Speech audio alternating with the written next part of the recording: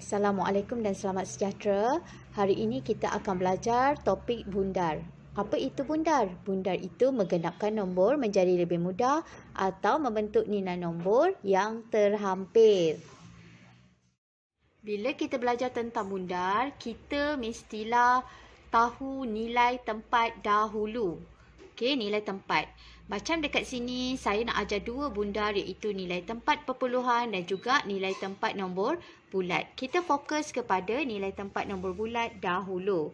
Okey, nilai tempat nombor bulat seperti yang kamu tengok ni, dia mengandungi yang paling hujung adalah sa, kemudian puluh, ratus, ribu, puluh ribu, ratus ribu dan juga juta. Sebab tahun 6 jadi kita belajar 7 digit iaitu termasuk juta.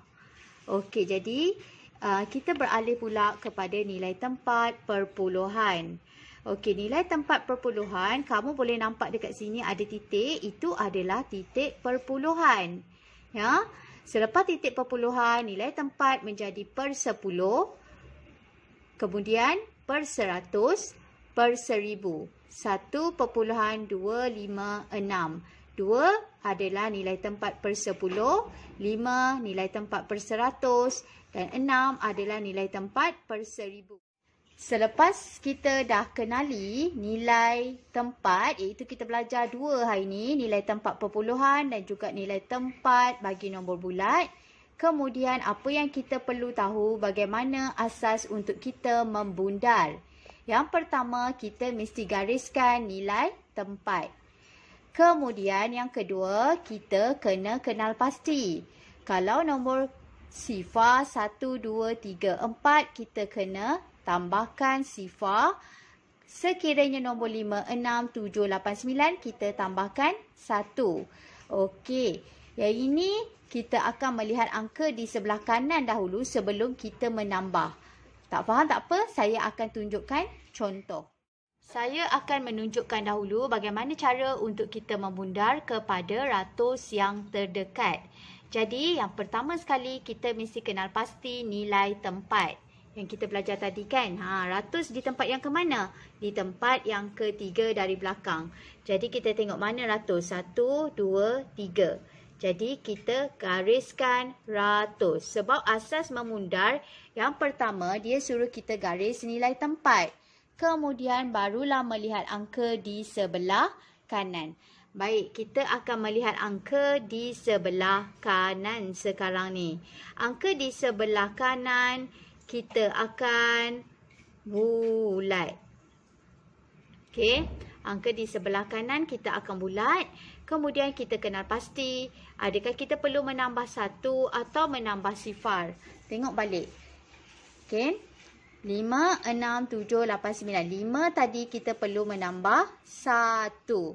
Jadi kita akan tambah 1 di atas nombor yang perlu kita bundar iaitu ratus. Jadi kita tambah dekat ratus.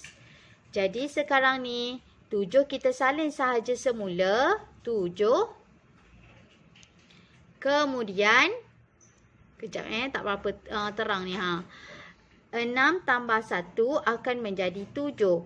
Selepas bundar, semua nombor di belakang akan menjadi sifar. Iaitu sifar, 5 jadi sifar, 2 pun akan menjadi sifar. Itu yang kita kata tu, kita mudahkan nombornya. Jadi belakang akan menjadi sifar selepas bundar. Okey, baik. Kita akan pergi kepada soalan yang kedua iaitu bundar kepada ribu yang terdekat. Kita baca dulu soalan dia. 7,236. Dia suruh kita bundar kepada ribu. Jadi perkara pertama, garis nilai tempat. Mana satu nilai tempat ribu? Okey, nilai tempat ribu berada di nombor yang 4 ke belakang. 1, 2, 3, 4. Jadi kita sekarang tengok mana satu nilai tempat ribu. 1, 2, 3, 4. Ya, 10, ratus dan juga ribu. Jadi kita gariskan ribu. Langkah yang kedua, kita tengok angka di sebelah kanan 2, kita bulatkan dia. Selepas kita dah bulat 2, kemudian kita tengok 2 ni di dalam lingkungan apa? Kita perlu tambah sifar atau tambah 1? Ya, 2 kita perlu tambahkan sifar. Jadi kita tambah sifar di tempat ribu. Jangan pergi tambah dekat tempat kamu bulat ni. Tambah di tempat yang kamu garis, iaitu ribu. Sebab yang kita nak bundar ialah ribu. Jadi kita tambahkan sifar. Jawapan sama dengan 7 tambah sifar akan menjadi 7. 2, ya. Selepas itu, selepas kita dah bundar, 2 akan menjadi sifar, 3 menjadi sifar dan 6 menjadi sifar. Jelas tak? Ni macam dia tak terang pula dah. Kejap sharp, kejap tak sharp. Okey, baik. Kita pergi kepada soalan yang ketiga. Bundar kepada puluh ribu yang terdekat. Yang mana satu nilai tempat puluh ribu? Sa, puluh, ratus, ribu, puluh ribu. Jadi puluh ribu kita akan gariskan dia. Ya, ingat yang pertama garis nilai tempat. Yang kedua baru tengok angka di sebelah kanan iaitu 4. Kita bulat. Sekarang kita tengok 4 berada di mana. Ya, 4 kita perlu tambahkan sifar. Jadi kita tambah sifar di tempat puluh ribu. Sama dengan 6, 3 tambah sifar jadi 3. Selepas itu, ya, selepas kita dah bundar, semua nombor belakang akan menjadi sifar. 4 jadi sifar, sifar, sifar, sifar. Ya. Jadi jawapannya adalah 630,000. Okey, contoh yang terakhir, bundar kepada ratus ribu yang terdekat. Kenal pasti dulu mana satu nilai tempat ratus ribu. Sa, puluh, ratus, ribu, puluh ribu, ratus, ribu. Kita gariskan ratus ribu dan lihat angka di sebelah kanan, kita bulatkan dia.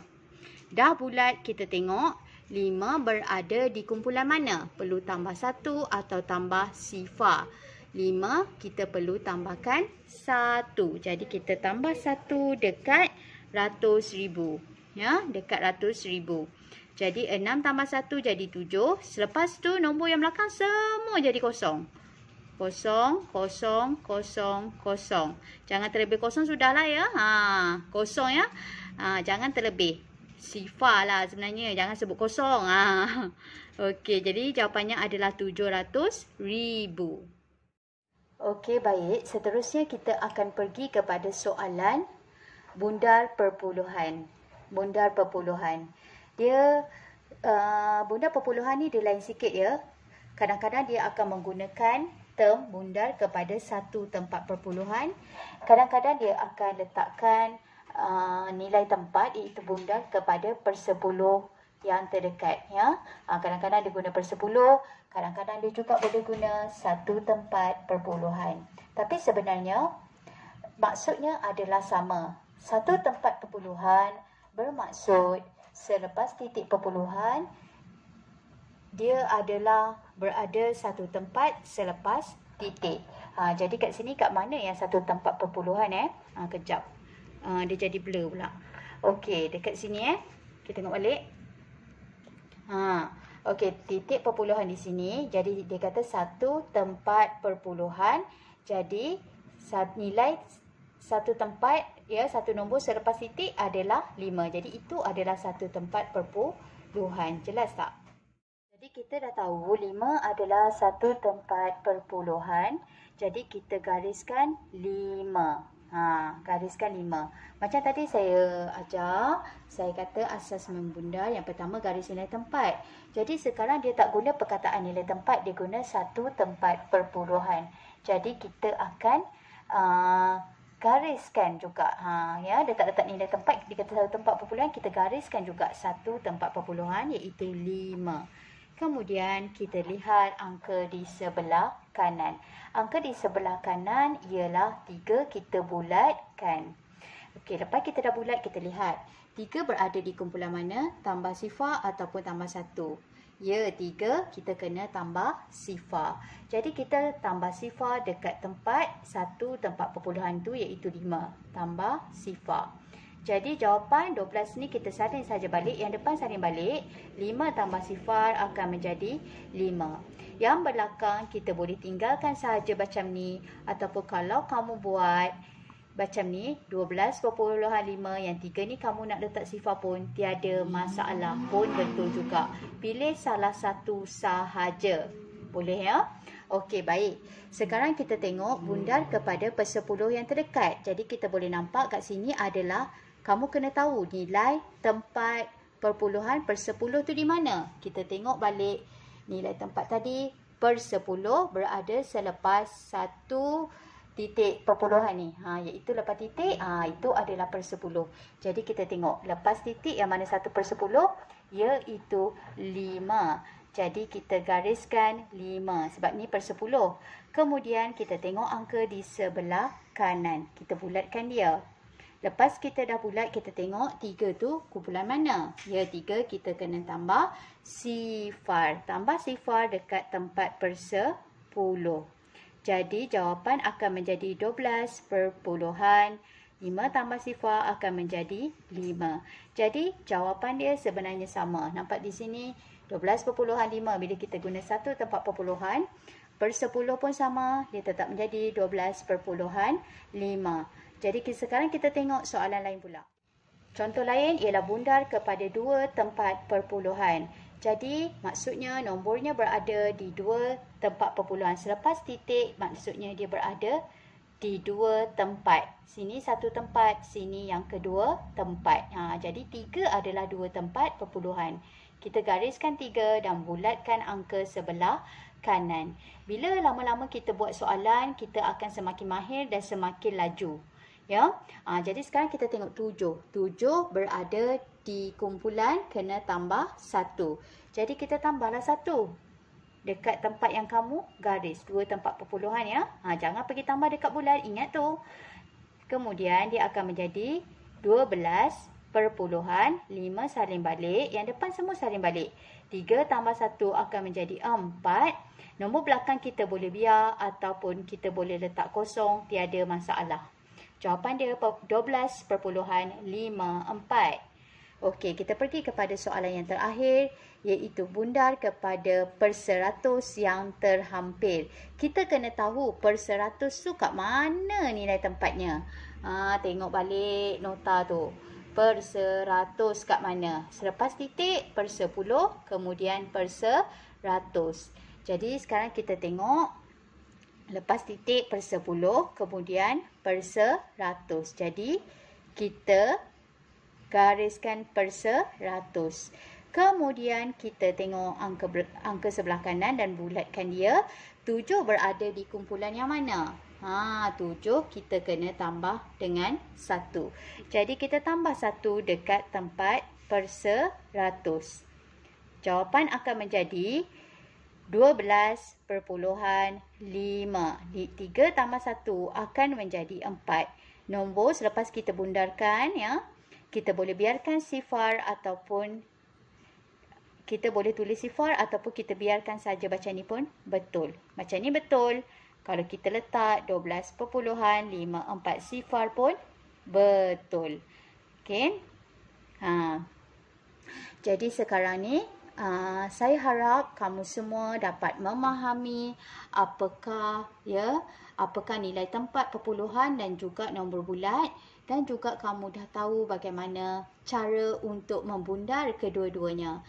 Jadi sekarang kita pergi ke grup WhatsApp kelas untuk mengetahui apakah latihan yang akan saya beri. Terima kasih.